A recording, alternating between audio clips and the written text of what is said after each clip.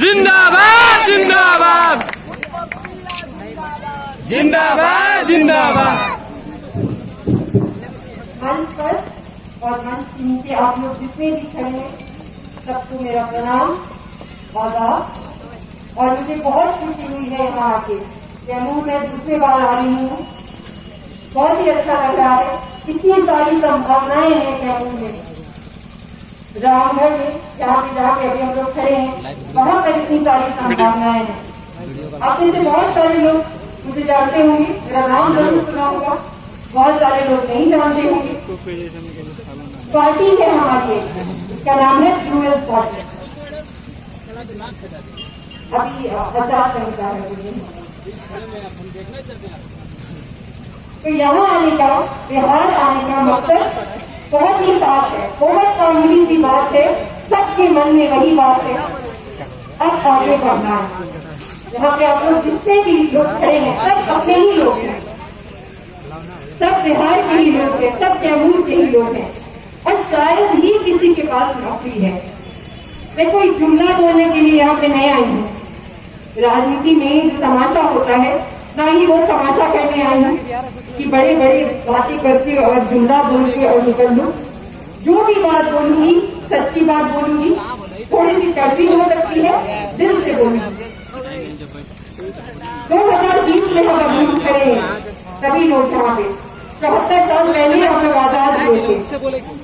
वो आजादी इसीलिए मिली थी कि आज जब हम 2020 में खड़े होते तो सबके पास नौकरी होती, एक बेहतर जिंदगी होती और युवाओं में एक डिग्री कॉलेज होता। पर इसमें से कुछ भी नहीं हुआ, कुछ भी नहीं हुआ ना। ये बात तो बिल्कुल सही है, किसी के पास नौकरी नहीं है। सरकारें क्यों होती हैं? आज यहाँ पे खड़े सभी लोगों से मैं कहूंगी कि 2 मिनट के लिए खुद से अपने आप से पूछें। सभी लोग जो यहाँ खड़े हैं, आप कभी भी कुछ भी खरीदते हैं तो आप टैक्स देते हैं। वो टैक्स इसीलिए जमा होता है कि सरकारें आए और हमारी जिंदगी आसान करें, ताकि हमें संघर्ष नहीं करना पड़े। लेकिन वो होता नहीं है। हम पूरी उम्र संघर्ष करते हैं और जो सारे पार्टी के नकली नेता हैं वो पटना में बड़े बड़े हमारे ही पैसों के बंगलों में बैठे रहते हैं। सब मैं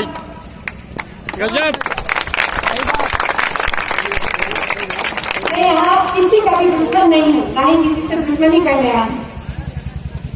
मुझे बस आगे बढ़ने में दिलचस्पी है। मैं यहाँ पे लोगों को हर साल 8 लाख सरकारी नौकरी और 80 लाख प्राइवेट नौकरी देने आए हैं। और ये कोई झूठे वाली बात नहीं है, ये मुझे देना आता है। इसके लिए कड़ी मेहनत की है। ये कैसे देते हैं उसके लिए मेहनत से पढ़ाई की है, सीखा है, विकसित देशों के लिए नीतियां बनाई है। हमें आदत खत्म हो गई है बिहार में शिक्षित नेताओं को देखने की और देश में महिला नेताओं को भी देखने की। अब आदत लगा लेनी है क्योंकि हमें आगे बढ़ना है। पिछले 30 साल में जितने भी उद्योग थे सब बंद कर दिए गए। अब नया नया नारा देना शुरू किया है लोगों ने, बेरोजगारी हटाएंगे।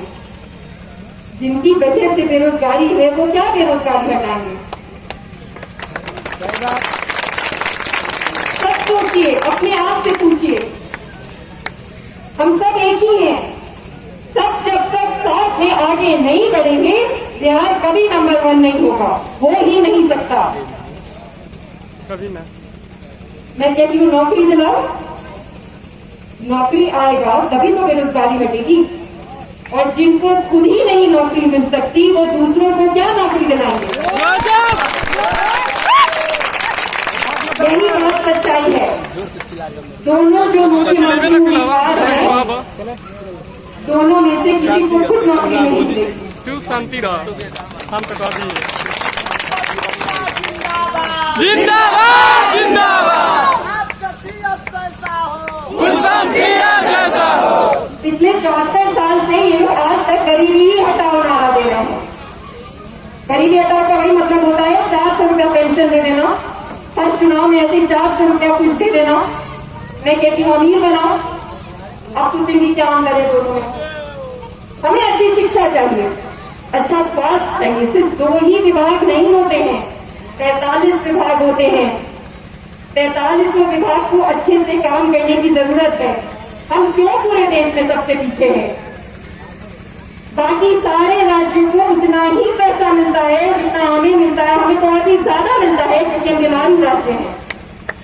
तो हमें केंद्र से और भी ज्यादा पैसा आता है, तो कहाँ जाता है वो पैसा पता नहीं चलता, मुझे तो कहीं नजर नहीं आता। इस बार बहुत दिमाग लगाना है, जो बुजुर्ग लोग हैं उनको खुद के लिए नहीं वोट करना, जो भविष्य है, जो बच्चे हैं उनके लिए वोट करना, जो युवा लोग हैं उनको खुद के लिए वोट करना। और एक बात मैं कह दूं यहाँ पे, एक युवा होने के नाते जितने भी युवा यहाँ पे खड़े हैं, ये आप सबकी, हम सब की जिम्मेदारी है कि जो बच्चे हैं उनका भविष्य हमारे जैसा खराब नहीं हो। हमारे देश को बहुत मुश्किल से आजादी मिली थी, उसका मान रखना हमारा कर्तव्य है। सबको ही जाने की जरूरत है। जैसे जैसे चुनाव आएगा ये जाति धर्म की बातें करते हैं, ऐसे तो सब लोग खड़े हैं बगल में पूछ रहे हैं क्या एक दूसरे से कि कौन सी जाति है आपकी, नहीं पूछते ना। तो फिर चुनाव के वक्त में ही ये मुद्दा क्यों, और कौन सी जाति और कौन सी धर्म का भला हो गया? किसी का भी भला नहीं हुआ, सिर्फ कुछ लोग हैं जो आगे बढ़ गए हैं। कुछ लोग मुझसे कहते हैं कि अभी तो आप नया नया आए हैं, अभी देखेंगे। इस पर मुझे बहुत हंसी आती। इसका मतलब कि 5 साल और आप लोग संघर्ष करने के लिए तैयार हैं? 2 लोग हैं, दोनों को देख चुके हैं। जागीर में देने के लिए 74 साल पहले लोगों ने अपनी जान नहीं दी थी। संविधान इस वजह से नहीं बनाया था। हर 5 साल में जिसने काम नहीं किया है उसको सजा देनी होती है, वो सजा देने की जरूरत है। और यहाँ खड़े होकर इस मंच पर रामगढ़ में इतनी बातें बना रही हूँ, अगर 5 साल के बाद नहीं करूंगी तो मुझे भी हटाने की जरूरत होगी। नेता लोग ऐसे होने चाहिए कि उनसे जाके बात करने का मन करे, उनसे डर नहीं लगे या गुहार नहीं लगानी पड़े कि हम आपसे कब मिलेंगे। साफ छवि वाले नेता होने चाहिए। और वैसा नेता मैंने आपके लिए सुना है यहाँ पे, एक शिक्षित व्यक्ति इंद्रेश जी। आप कहते थे विकल्प नहीं है, इस बार विकल्प है, और बहुत लंबे वक्त के बाद बहुत ही बेहतर विकल्प है। कहीं कुर्सी पे बैठ के बाल पकाने की जरूरत नहीं होती है अच्छा शासन चलाने के लिए, और ना कि किसी खास परिवार में पैदा होने की जरूरत होती है। इंसान अच्छा होना चाहिए और उसमें काबिलियत होनी चाहिए, और वो काबिलियत बाकी किसी में नहीं है। फिर क्यों 5 साल और इंतजार करना है? इस बार निर्णय लेना है, आगे बढ़ने का निर्णय। मैं यहाँ काम करने के लिए बस आई हूँ। पूरा एक रोड मैप है, इस रोड मैप पे काम